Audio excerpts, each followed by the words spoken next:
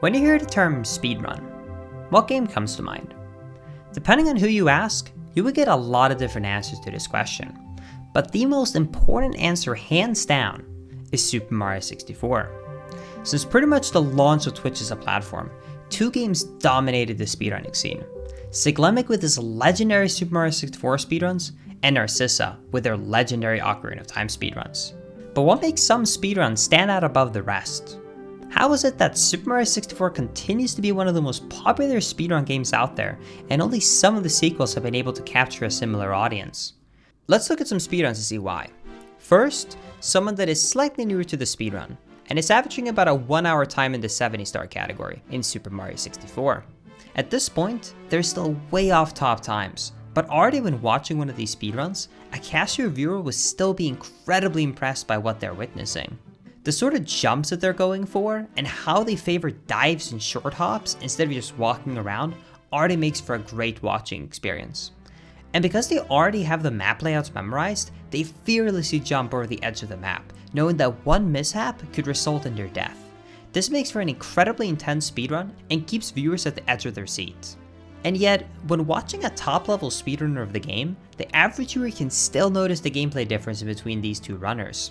While one runner might slow down for a short section after a dive, you can tell that a top-level speedrunner preserves the momentum much better. You might not understand that was due to this incredibly difficult maneuver called the speed kick, but that isn't what matters. The most important aspect isn't knowing how tricky that maneuver was, but rather how visually impressive their movement is. This jump I demonstrated earlier in TikTok Clock, while still impressive to the average viewer, what the top-level speedrunner does is even more insane, jumping in the platform effortlessly, even though they're rotating at full speed. I could give so many more examples in this game, but I think that sums up my point pretty well. No matter what skill level, the average viewer has only experienced the game casually, will find either one of these two speedruns amazing to watch. I still remember the very first time I saw a speedrun. It was back in 2012, and I was scrolling through Facebook. Yeah, I know, Facebook. Listen, this was 2012, and things were a lot different back then. Someone had posted a clip of the final 10 minutes of Siglemic's 120-star record, and even my normie friends, who had never played Super Mario 64 before, were impressed by this clip. Because even if you hadn't played the game, seeing the absurd jumps that he went for blew people away. How could someone be this good and this fast at a video game? And all of this combined motivates people to pick up and speedrun games like this for themselves.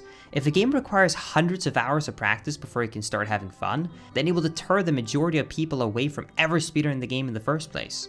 But that's the beauty of Super Mario 64.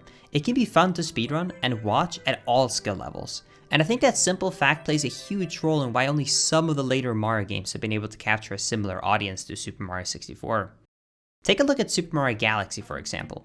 Galaxy sold more copies worldwide than 64 ever did, but I'm sure that a lot of you guys watching this video have never even watched a Galaxy speedrun before. And that is because the movement is so much more restrictive. A knowledgeable speedrunner will immediately be able to tell the difference between an average runner and a top-level speedrunner. But to your average Twitch viewer, there might be some impressive gravity tricks used here and there, but for the most part, it's just jumping around everywhere in the game. The tiny details like cutting corners ever so slightly closer to save milliseconds here and there, this time does add up, but it's not enough to keep as many people interested. And then there are games like Super Mario Odyssey, which not only has very creative movement, but also has a much more open world. The movement allows for a highly optimized and visually impressive gameplay, very similar to Mario 64. And the open world aspect cuts out a lot of the downtime that you would see in other Mario games, because when you pick up a moon, it doesn't pull you out of the world and there's no need for re-entry. Instead, you can just continue on like normal. This also gives viewers another opportunity to differentiate runners at different skill levels, because you will notice differences in the routes that the runners take, depending on what moons they go for in the speedrun themselves. But all of these games I've talked about so far fixate mainly on movement. So what about games that don't focus as heavily on movement? It's time to dive into what might be the most controversial part of this video. Let's talk about glitch-heavy speedruns, and why sometimes more glitches doesn't always make the speedrun better. But first, ad time. You know, 2 out of 3 guys will experience some sort of male baldness by the time that they're 35. Everyone's got that brother or friend that's dealing with hair loss, and if you don't want to go down that same road, then you can do something about it. And that's why today's video is sponsored by Keeps. Keeps helps you stop hair loss. With their scientific and affordable approach to treatment, they're up to 90% effective at reducing and stopping further hair loss. And Keeps offers generic versions of the only 2 FDA-approved hair loss products that are out there. And in fact, you might have even tried some of these products before, but never at this price.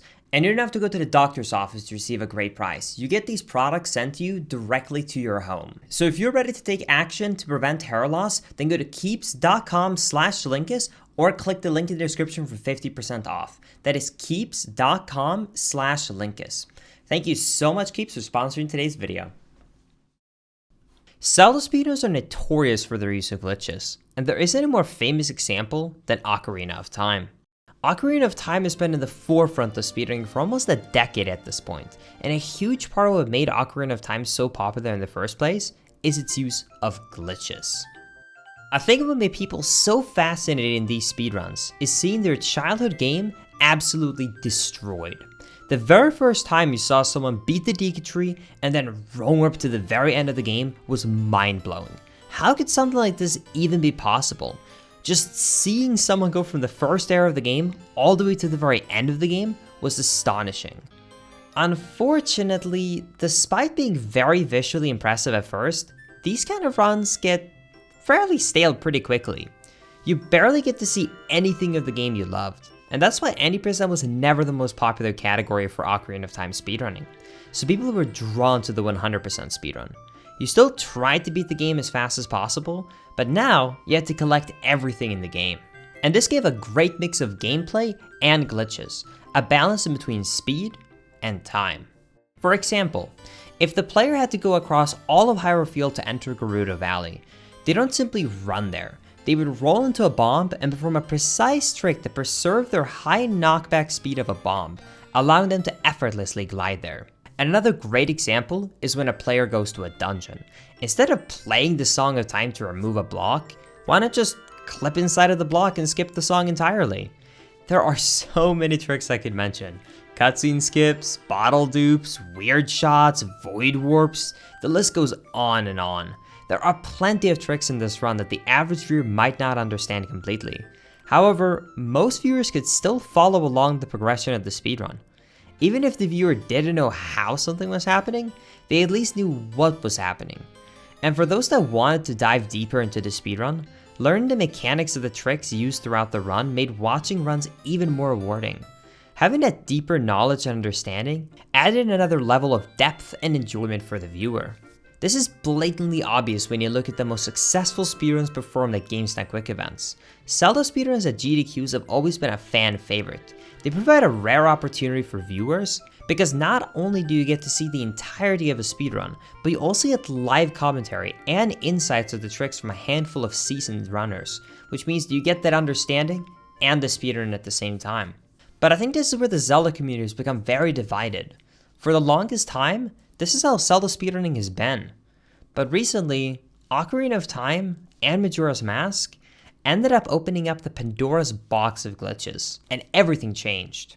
In enters the age of Ace and SRM.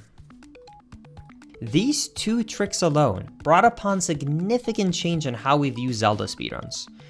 Ace stands for arbitrary code execution, and SRM stands for stale reference manipulation. Both of these glitches are incredibly complicated to explain, and this video isn't about explaining how these glitches work. Rather, this is about how these glitches morphed Zelda speedruns irreversibly. In very simple terms, these 2 glitches lets the player basically interact directly with the game's code, unlike anything you've ever seen before. Ace basically allows you to write new code into the game by doing very specific actions. And SRM allows the player to call for any instructions that already exists in the game's code. Well, want a specific item in the game? Well, just call the instruction in the game and give you all the items. Want all 20 hearts straight away? Well, there's an instruct for that too. Want to beat the game? Well, why not just load the instruction that has the credits of the game? Why even bother beating Ganon, or leaving the first area of the game for that matter? You get the idea. I'm simplifying a lot of things here, but it is undeniable that these glitches fundamentally changed how future speedruns for this game would work. These games would never be the same. That's the reason why N64 Zelda games have caused this great divide. To the average Twitch viewer who just loved seeing their childhood game speedrun, there's barely anything left that resembles their favorite Zelda game now. It's hard for many of them to actually connect the same way they used to. However, for the audience that relishes in discovery and loves to push a game to its boundaries of what is possible in a video game, the technical details behind these revelations are a fascinating marvel achieved by years and years of research. And after this diploma, the two N64 Zelda speedrun communities took two very different approaches to this matter. The Majora's Mask community, for example, decided to make no SRM the default speedrun category for their longer ones, such as 100%. However, the Ocarina of Time community decided to stick with SRM as its default. Now, I see a lot of people already asking in the comment section, why don't you just speedrun the game without these glitches? And people definitely do. But the reality is that viewers care a lot about leaderboards. The fact that the speedrunning community uses these glitches deters a lot of people away from watching these runs. And as a speedrunner, you also care about your name being at the top of the 100% category. Being placed into a subcategory and not the main 100% category only further reduces the amount of runners that want to run it. And all of these factors has drastically shifted the perspective that viewers will have on these speedruns. However, despite everything I've mentioned so far, there is one major thing I haven't brought up yet, and that is the impact of content creators. Content creators play a vital role in every online community, and speedrunning is no exception. Think about it. If you're a speedrunner watching this video right now, how did you find speedrunning? And what made you interested in picking it up in the first place? I'm sure the majority of you saw a speedrun by a Twitch streamer or a YouTube video on it and decided to look further into it.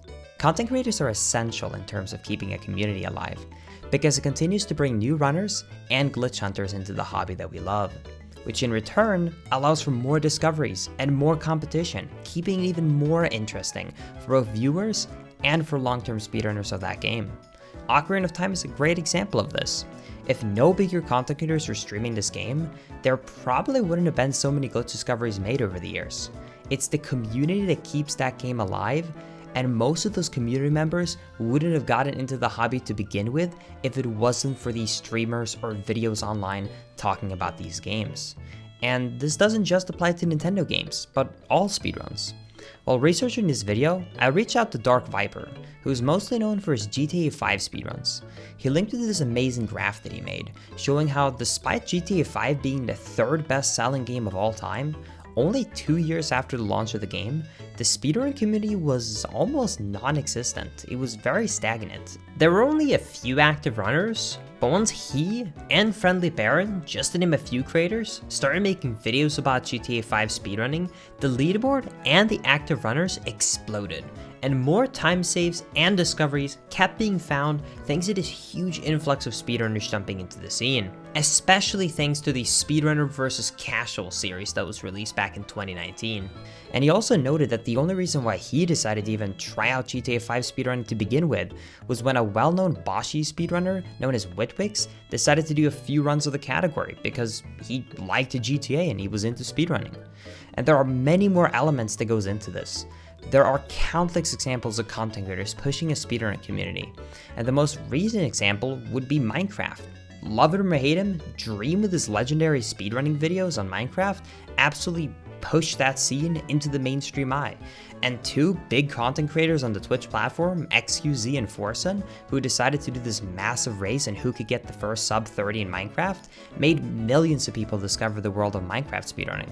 I'm sure that there are plenty of people who had never watched or heard of Minecraft speedrunning until last year, despite it being speedrun for years at this point. But with all of this being said, what is my opinion in this entire situation? I've mostly been focusing on the kind of breakdown aspect, so I thought it would be more than fair to give my take on the matter. Well, I'm personally an advocate for allowing some outside factors to be taken into account when it comes to making up speedrunning rules. For example, Breath of the Wild 100%. Most speedrun communities do not allow any breaks, but because Breath of the Wild speedrunning is so long for the 100% category, reaching around 20 hours for top level speedrunners and usually 50 hours or so when you're doing your first or second run of the game, the community realized that they had to do something about it. So they ended up allowing specific set of rules for how much you are allowed to pause the timer for and how long you can take a break for. Meaning that people can actually take an 8-hour sleep break now, after they've been playing for 10-15 hours. And I think that is a very good change. It allows a lot more people to speedrun the game. The community has many more people interested in category thanks to it. And I know it technically goes against the purity of some speedrun communities' rule sets, but I think overall, it doesn't really have that many negative impacts and only really has a lot of positive impacts. And I think those sort of rules are great. I also, however, do not think that there should be an overall rule that should be applied to all video games, because I think that individual communities are the best on deciding these things. And I also think this video, I focused mostly on the viewer aspect of, giving a little bit of insight into, what helps a lot when it comes to making a speedrun very popular viewer-wise. I first want to make it very clear that I don't think actually that's the most important aspect of speedrunning. I've speedrun plenty of games that are not popular. I've speedrun Super Mario Galaxy myself, which was an example I used of a game that doesn't have as interesting movement. And I don't want it to come off in a way where it seems like I'm saying that it's a bad speedrun. I do not think so. I think speedrunning should be about having fun. This video is purely just kind of informative about what I think kind of goes into helping a speedrun be more popular in terms of viewerships. And I do think that a part of making a speedrunning rule set should take, how enjoyable the speedrun actually is into an account. But it also shouldn't be the most important decision, and it shouldn't be the deciding factor. But I've seen a lot of communities throughout the years pretty much just say that, outside factors like enjoyment or, health is not even part of the concern or the discussion at all, right? It's purely about the game. And in my opinion, I think that should change a little bit. I think that other factors is important, because if you want to make the rules as pure as possible and all those rule changes that you're making is just making the speedrun a hell of a lot worse, eventually almost no one wants to run the game. And it's gonna end up hurting the community more than if you broke off from that purity mindset a little bit. So that's my personal opinion on it. But yeah, either way, I guess the final note I want to end this off on is speedrun a video game because you think it's fun. But if you are someone that is a little bit more focused on numbers or you're just interested in these kind of topics in general, then I hope I was able to give you some insight into that. But yeah, either way, thank you so much for watching this video. I really do appreciate it. Don't forget to subscribe to the YouTube channel because remember that has 100,000 subscribers. So yeah, thank you so much for watching. Love y'all tons. Later, everybody.